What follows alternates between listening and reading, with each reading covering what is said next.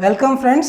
आज जो हम लेके आए हैं टॉपिक वो है रेंसिडिटी। बहुत ही प्रैक्टिकल टॉपिक है और बहुत ही जो है चीज़ों को हम समझते हैं देख के, लेकिन उसके पीछे की साइंस हमें समझनी। हम रोज़ इस तरीके के फिनोमेना को देखते हैं होते हुए, लेकिन उसके पीछे में जो साइंस होती है वो समझते हैं आज।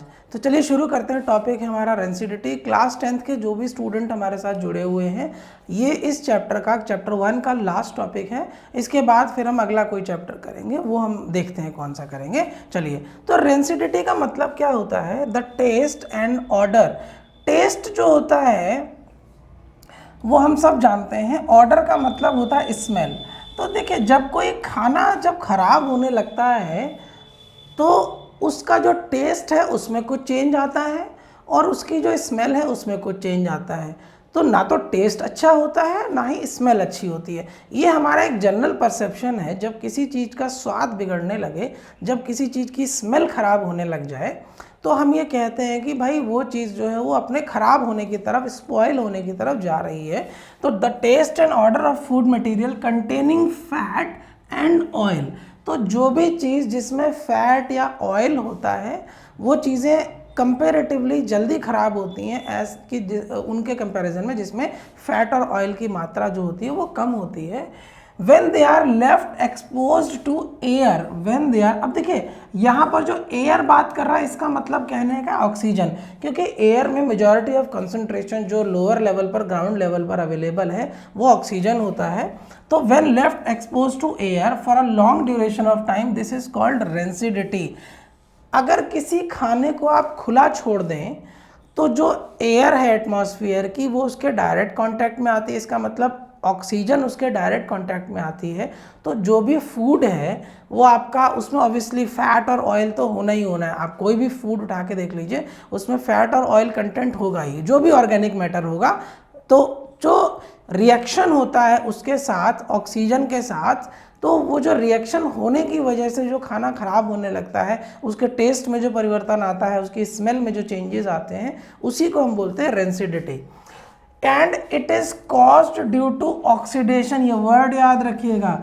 या हमने पहले देखा था ना, रेडॉक्स रिएक्शन में ऑक्सीडेशन क्या होता है? Addition of oxygen. तो यहाँ पर क्या हो रहा है? फैट और ऑयल जो कंपाउंड है अवेलेबल है फूड में, वो रिएक्ट करेगा किसके साथ? ऑक्सीजन के साथ, जो कि एटमॉस्फेयर में अवेलेबल है। उस ऑक्सीजन के साथ रिएक्ट करके क्या करेगा? ये ऑक्सीडाइज्ड प्रोडक्ट बनाएगा और उसी को हम जो है वो, जो ऑक्सीडाइज्ड प्रोडक्ट होते हैं वही हमारे क्या होते हैं? रैंसिड, या उसमें स्मेल और टेस्ट में चेंजेस प्रोड्यूस करते हैं। देखिए यहाँ पर ये एक आपको पिक्चर दी हुई है। यहाँ पर देखिए, यहाँ पर इसको एक्सपोज, एयर टू एक्सपोज रखा गया, ये ख़राब हो गया। फ्रूट्स वगैरह देखिए इस तरीके से ख़राब हो जाते हैं। दूसरा जो है आप देखिए यहाँ पर फूड आइटम जो है इस तरीके से ये ख़राब हो जाते हैं। तो जब भी आप इनको एयर के कांटेक्ट में रखते हैं तो ये जो स्पॉइल होने लग जाते हैं। तो हमें फिजिकली भी कुछ चेंजेस दिखते हैं, लेकिन कई बार फिजिकल चेंजेस आने में, मतलब जो आँखों से आप देख सकें, वो चेंजेस आने में समय लगता है, लेकिन जो चेंज इन टेस्ट है और चेंज इन स्मेल है वो जल्दी आ जाता है। So this is all about your rancidity. इसको थोड़ा सा हम और डिटेल में पढ़ते हैं, डिटेल में जो है देखते हैं कौन से ऐसे फैक्टर हैं जो रिस्पॉन्सिबल हैं रेंसिडिटी के लिए। तो सबसे पहला मेजर फैक्टर ऑक्सीजन है। तो ऑक्सीजन हमने डिस्कस कर ही लिया है कि ऑक्सीजन जो है वो रिएक्ट करता है, मतलब जो एयर है वो रिएक्ट करता है फूड आइटम के साथ और एक ऑक्सीडेटेड प्रोडक्ट बनाता है, मतलब उसका ऑक्सीडेशन हो जाता है, राइट। यहाँ पर क्या होता है, आप ये इस चीज़ को देखिएगा ज़रा। There is an abundance of oxygen results in the oxidation reaction that results in the formation of free radicals. ये फ्री रेडिकल्स फॉर्मेशन करते हैं जिसकी वजह से फूड जो है डैमेज होता है। फ्री रेडिकल्स जो होते हैं वो हाईली रिएक्टिव होते हैं, इवन लोअर टेम्परेचर पर भी वो रिएक्ट करने की टेंडेंसी रखते हैं। जैसे हमने ओजोन के केस में देखा था, ओजोन में भी फ्री रेडिकल्स फॉर्म होते हैं, और जो आपके जो क्लोरोफ्लोरोकार्बन्स होते हैं वहाँ पर भी फ्री रेडिकल फॉर्म होते हैं। तो जहाँ पर भी फ्री रेडिकल फॉर्म होंगे वहाँ पर बहुत जल्दी रिएक्शन होगा और बहुत फास्ट रिएक्शन होने की वजह से जो भी मटेरियल है वो जल्दी स्पॉइल होगा। नेक्स्ट हमारा देखते हैं माइक्रो ऑर्गेनिज्म। तो ऐसा नहीं है कि केवल ऑक्सीजन ही पार्टिसिपेट करता है खाने को ख़राब होने में, माइक्रो ऑर्गेनिजम्स भी होते हैं। ऐसे माइक्रो ऑर्गेनिज्म जैसे हमारे पेरेंट्स कहते हैं कि भाई खाना खुला मत रखो या ऐसी जगह बाहर खाओ जहाँ पर ढका हुआ हो। एक्चुअली क्या एयर में भी बहुत सारे जो है डस्ट पार्टिकल है, उसमें माइक्रो ऑर्गेनिजम्स घूमते हैं, हवा में रहते हैं, जो कि हमें दिखते नहीं है। वो क्या होता है, सेटल डाउन होते हैं फूड के ऊपर अगर खुला रखा हुआ है, तो वहाँ पर कुछ माइक्रोबियल एक्शंस भी होता है जिसकी वजह से खाना खराब होता है। अब ये एक्शन क्या होता है वो देखिएगा। An enzyme known as lipase is released by many micro organisms. बहुत सारे माइक्रो ऑर्गेनिज्म एक एंजाइम रिलीज करते हैं lipase, which release to hydrolysis of lipids. यहाँ पर लिपिड्स का हाइड्रोलिसिस, लिपिड्स का मतलब होता है फैट्स, तो फैट्स का जो होता है वो हाइड्रोलिसिस हो जाता है। They use their enzymes on the food material that leads to the destruction of the ideal composition of the food. तो आइडियल कॉम्पोजिशन ऑफ फूड। तो दूसरा तरीका क्या हो गया, ऑक्सीडेशन होता है ऑक्सीजन के साथ, वहाँ से भी स्पॉइल होता है। माइक्रोब या माइक्रो ऑर्गेनिजम्स हैं वो क्या करते हैं, एक एंजाइम सीक्रेट करते हैं लाइपेज जो फूड मटेरियल पर जाता है और वहाँ पर जो है वो हाइड्रोलिसिस करता है फैट्स का। तो फैट्स का हाइड्रोलिसिस जो होता है वो भी खाने को ख़राब करता है। तो एक तो फैट का ऑक्सीडेशन, दूसरा फैट का हाइड्रोलिसिस, राइट। तो दोनों तरीके से जो है हमारा खाना जो है वो स्पॉइल होता है। तीसरा मेथड जो फिजिकल फैक्टर है वो भी बहुत ज़्यादा रोल प्ले करते हैं। सबसे पहला हीट एंड लाइट, इसको हम एक साथ लेके पढ़ते हैं। देखिए कई बार आपने देखा होगा कुछ आपकी दवाइयाँ होती हैं, स्पेशली दवाइयों के केस में बता रहा हूँ, उसको बोलते हैं कीप अवे फ्रॉम लाइट, या उस पर लिखा होता है store below that particular temperature, एक टेम्परेचर के नीचे ही उसको स्टोर करें। तो एक्चुअली उसका मतलब होता है कि आपको उसको उस हीट से बचाना है और एक पर्टिकुलर लाइट से बचाना है। अगर आप उसको करेंगे, लाइट के प्रेजेंस में रखेंगे, तो उसके अंदर कुछ ऐसे रिएक्शंस हो जाएंगे जिससे वो जो उसकी शेल्फ लाइफ है, जो उसकी अपनी लाइफ है, वो क्या हो जाएगी, रिड्यूस होती चली जाएगी। तो heat and light and air, साथ में air plays an important role in the rancidification as the process of oxidation is also stimulated by heat, light and air. देखिए हीट बढ़ना मतलब हीट जाना या लाइट का इंटरेक्ट होना, इसका मतलब क्या है कि वहाँ पर टेम्परेचर बढ़ रहा है, और हमें ये पता है कि टेम्परेचर बढ़ने से जो मॉलिक्यूल्स होते हैं या जो एक्टिव पार्टिसिपेंट्स होते हैं उनकी जो एनर्जी है वो बढ़ जाती है। जैसे ही एनर्जी बढ़ती है तो जो रेट ऑफ एक्शन है या रेट ऑफ रिएक्शन है वो फास्ट हो जाता है। तो जो खाना मान लो 5 घंटे में ख़राब हो रहा है, अगर आप उसके साथ अलॉन्ग जो है हीट को भी इंक्लूड कर दें तो हो सकता है वो 5 घंटे का ड्यूरेशन 4 घंटे में आ जाए। तो जो ख़राब होता है उसका जो रेट ऑफ रिएक्शन है वो फास्ट कर देता है हीट और लाइट से, right. Light promotes the decomposition of unsaturated fatty acids. तो जितने भी हमारे अनसैचुरेटेड फैटी एसिड्स हैं, अनसैचुरेटेड फैटी एसिड्स जो हमारे हो गए हैं वो हमारे डबल बॉन्ड या फिर ट्रिपल बॉन्ड से बनने वाले फैट्स। तो आप ऐसे समझ लीजिए जो भी घी है या ऑयल है ये सारा का सारा अनसैचुरेटेड फैटी एसिड्स है। सैचुरेटेड मतलब वो फैटी एसिड्स जो सिंगल बॉन्ड से हैं। तो यहाँ पर आपका जो फिजिकल फैक्टर है हीट और लाइट, ये ज़्यादातर किसको अफेक्ट करता है, अनसैचुरेटेड फैटी एसिड को। हालांकि जिनको अभी अनसैचुरेटेड फैटी एसिड नहीं पता है, एक कार्बन चैप्टर आएगा वहाँ पर हम अनसैचुरेटेड को हम पढ़ेंगे और डबल बॉन्ड और ट्रिपल बॉन्ड को पढ़ेंगे।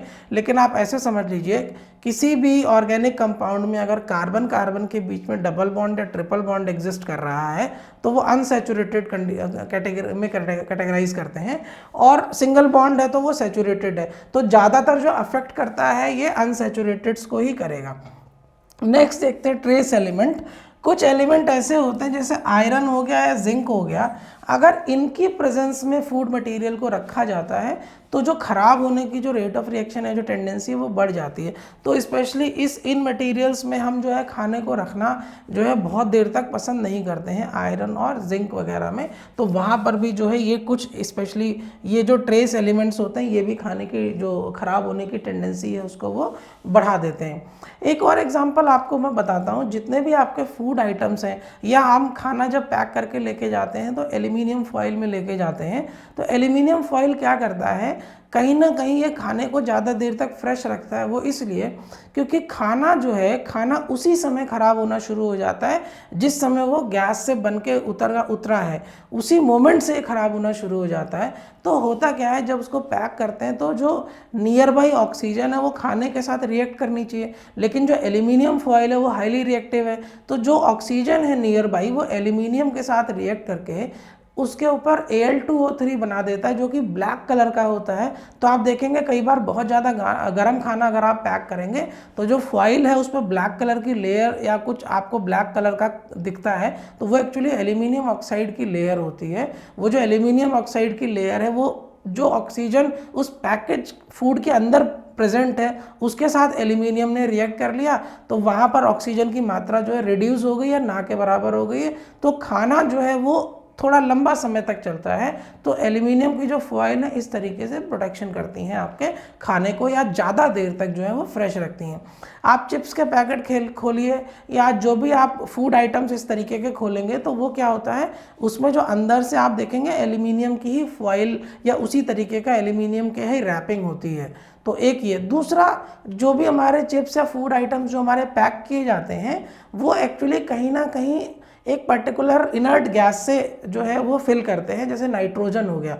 तो नाइट्रोजन से जब फिल करते हैं तो वो क्या करता है, वो वहाँ पर अनरिएक्टिव या नॉन रिएक्टिव एटमॉस्फेयर प्रोड्यूस करता है, जिससे वो चिप्स जो है वो कई दिनों तक फ्रेश रहती है। आप अपने घर में चिप्स बनाइए फ्राई करके, तो हो सकता है आप कुछ दिन डिब्बे में पैक करके रखेंगे, वो इसमें एक अलग तरीके की स्मेल आने लगती है। लेकिन वही अगर आप फूड आइटम अगर आप बाज़ार से परचेज़ करते हैं, किसी चिप्स का पैकेट परचेज़ करते हैं, तो वहाँ पर आप देखेंगे बिल्कुल एयर टाइट होता है। एक्चुअली उसके अंदर एयर ना हो के नाइट्रोजन को फिल किया जाता है। चलिए खैर हम देखते हैं, अब हमारे पास खाने को खराब होने से बचाना है तो हम देखते हैं कौन से ऐसे मेथड्स हैं जिनसे हम रेंसिडिटी को प्रिवेंट कर सकते हैं।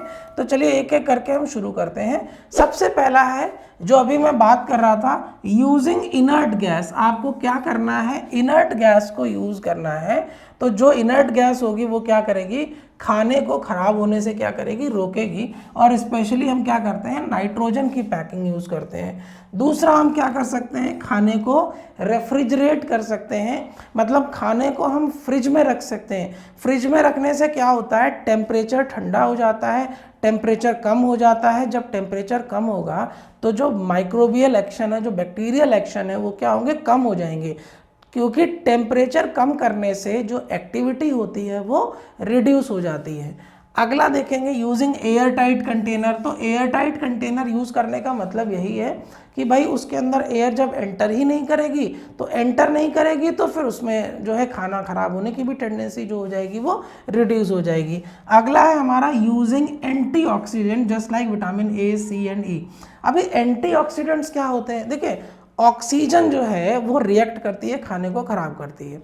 एंटीऑक्सीडेंट मतलब ऐसे सब्सटेंसेस जो ऑक्सीडेशन प्रोसेस को रोके, एंटी मतलब अपोजिट काम करें, तो ऑक्सीडेशन प्रोसेस को रोकने वाले सब्सटेंसेस या कुछ ऐसे जो एलिमेंट्स होते हैं वो उनको एंटीऑक्सीडेंट्स बोलते हैं। ये क्या करते हैं, आपके खाने के साथ अगर आप उस एटमॉस्फेयर में स्पेसिफिकली आप उसमें यूज़ करेंगे vitamin A, vitamin C, vitamin, तो वो चीज़ जो है वो जल्दी ख़राब नहीं होगी, या इस तरीके के जो एंटीऑक्सीडेंट्स को भी हम यूज़ करते हैं। तो नॉर्मली एंटीऑक्सीडेंट्स जो है हम ऐसे खाने में यूज़ नहीं करते जो सुबह है और शाम तक ख़त्म हो जाना है। अगर लंबे समय तक चलाना है, पैकेज फूड है, तो वहाँ पर एंटीऑक्सीडेंट्स को यूज़ किया जाता है। नेक्स्ट है हमारा स्टोरिंग इन डार्क प्लेस। तो डार्क प्लेस में स्टोर करने का कहीं ना कहीं पर्पज़ वही है कि भाई हमें हीट से और लाइट से और टेम्परेचर से इसको क्या है, बचाना है। Next is your using oxygen scavengers. Oxygen scavengers क्या होते हैं, मतलब ऐसे सब्सटेंसेस जो ऑक्सीजन को ट्रैप कर लेते हैं अपने अंदर, मतलब ऑक्सीजन को खुला नहीं छोड़ते हैं, वो अपने को ऑक्सीजन में मिला लेंगे। तो जिस एटमॉस्फेयर में, जिस पर्टिकुलर रीजन में वो रखे होंगे, वहाँ की ऑक्सीजन को एब्जॉर्ब करके उसको जो हमारा फूड ग्रेड आइटम है उसके साथ रिएक्ट ही नहीं करने देंगे, क्योंकि इसकी प्रेजेंस ही नहीं वहाँ होगी। तो वो जो आइटम हमारा कुछ ज़्यादा दिनों तक फ्रेश रह सकता है। तो अभी मैं इसका यूज़ बताऊँगा, एक और साथ में ले लेता हूँ। Vacuum packaging. अभी वैक्यूम पैकेजिंग क्या होती है, जैसे कई बार जो है वैक्यूम पैक करते हैं किसी फूड आइटम्स को, जैसे आपका स्पेशली नॉनवेज जो कंपनी जो पैकेज फूड देती हैं, नॉनवेज वगैरह जो रॉ फूड होता है, हालांकि इंडिया में तो नहीं लेकिन फॉरेन कंट्रीज़ में, यूरोप और अमेरिका वगैरह में क्या होता है, जो फूड है, जो रॉ फूड है जैसे मटन है या चिकन है, उसको हम क्या करते हैं ज़्यादा टाइटली पैक करते हैं, तो उसको हम क्या करते हैं वैक्यूम पैक करेंगे। तो वैक्यूम पैक करने से उसकी एयर को हम निकाल लेते हैं, तो खाना ख़राब होने की जो टेंडेंसी है वो क्या हो जाती है, रिड्यूस हो जाती है। तो यहाँ पर देखते हैं जो हम डायग्राम लेके आए हैं, इसमें क्या हो रहा है ये देखिए, यहाँ पर आप देखिए क्या हो रहा है, इधर पर दो चीज़ें ली गई हैं। ये वाला जो है ये है ऑक्सीजन स्कैवेंजर। ये क्या है, ऑक्सीजन स्कैवेंजर। ये क्या करता है ये देखिएगा, ऑक्सीजन स्कैवेंजर क्या करता है, जो भी फूड आइटम है, पैकेज फूड आइटम है, वहाँ पर इसको रख देते हैं, वहाँ की ऑक्सीजन को ये ट्रैप कर लेगा। मतलब आप ऐसे समझिए ये जो सब्सटेंस है ये इसको एब्जॉर्ब कर लेगा, तो वहाँ पर ऑक्सीजन रहेगी नहीं तो फूड फ्रेश रहेगा। दूसरा, आपने इस तरीके के सिलिका जेल रखे होंगे, खासकर आपने इलेक्ट्रॉनिक इक्विपमेंट जब खरीदे होंगे, मोबाइल खरीदा होगा, तो उसके पैकेट में साथ में ये भी रहता है। वो इसलिए रहता है कि अगर अंदर ह्यूमिडिटी हो, ये सिलिका जेल होता है, ऑक्सीजन स्कैवेंजर्स अलग होते हैं, ऑक्सी एब्जॉर्बर्स जिनको भी बोलते हैं, ये अलग है, ये अलग है, कंफ्यूज नहीं होना है। इलेक्ट्रॉनिक इक्विपमेंट को सबसे ज़्यादा प्रॉब्लम होती है ह्यूमिडिटी से, तो ह्यूमिडिटी से बचाने के लिए सिलिका जेल को यूज़ करते हैं। तो ये जो सिलिकॉन के जेल होते हैं, ये एक सिलिकॉन ऑक्साइड होता है एक्चुअली। ये जो सिलिकॉन ऑक्साइड होता है वो एयर को नहीं बल्कि स्पेशली ह्यूमिडिटी को, मतलब वाटर को, मॉइस्चर को क्या करता है, एब्जॉर्ब कर लेता है। तो जो इलेक्ट्रॉनिक इक्विपमेंट है उसके साथ ह्यूमिडिटी या मॉइस्चर रिएक्ट नहीं कर पाता, जिससे जो है वहाँ पर कुछ ऐसे शॉर्ट सर्किटिंग या डिग्रेडेशन या करोजन वगैरह नहीं होता है। तो ये इसका अलग है, ये फूड ग्रेड मटेरियल में यूज़ नहीं करते हैं। फूड ग्रेड मटेरियल के लिए ऑक्सीजन स्कैवेंजर्स यूज़ करते हैं और सिलिका जेल हम इलेक्ट्रॉनिक इक्विपमेंट में यूज़ करते हैं। इस तरीके से आप देखिए ये फूड पैकिंग है, जो वैक्यूम पैकिंग की जो मैं बात कर रहा था, इसके अंदर से पूरी एयर को निकाल लिया है। जब ये एयर को निकाल लिया तो एयर है ही नहीं, तो फूड आइटम के साथ ये मान लो फैट और ऑयल से बना हुआ है या अनसैचुरेटेड फैटी एसिड से बना हुआ है, तो जब ऑक्सीजन होगी नहीं तो रिएक्शन ही नहीं होगा। जब रिएक्शन नहीं होगा तो इसकी शेल्फ लाइफ जो होगी वो बढ़ जाएगी। आपका जो चाय पत्ती के पैकेट होते हैं वो भी इस तरीके के पैकेजिंग में आते हैं। चलिए, ये तो हमारा आज का वीडियो रहा रेंसिडिटी का। तो इस तरीके से हमने ये पूरा चैप्टर कंप्लीट कर लिया है। आप इस चैप्टर